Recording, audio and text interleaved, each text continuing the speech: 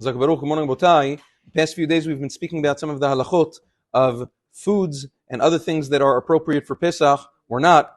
There's also the halachot of haga'alat kelim, achsharat kelim, koshering kelim for Pesach, because you can't just use kelim, you can't just use vessels, utensils, silverware that was used during the rest of the year with chametz, because even though there's nothing tangible on it, but it's absorbed chametz flavor. So you can't use it as is without koshering it. The big rule for koshering vessels before Pesach is kibor okach polto. The same way it's used to absorb the chametz throughout the year, that's how you kosher it, to purge it of that flavor.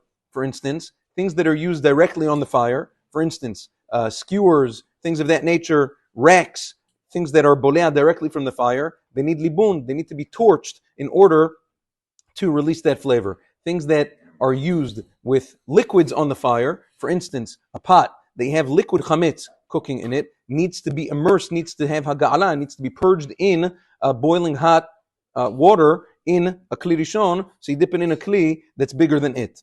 For instance, silverware and things of that nature that you don't, in general, besides for spoons and things like that, but let's say regular silverware, you don't use that in a pot on the fire in general. That's used with foods in a kli sheni, whatever that is. So over there, you would pour boiling water on it. That's called airui mikli rishon, pouring boiling water from a kli rishon.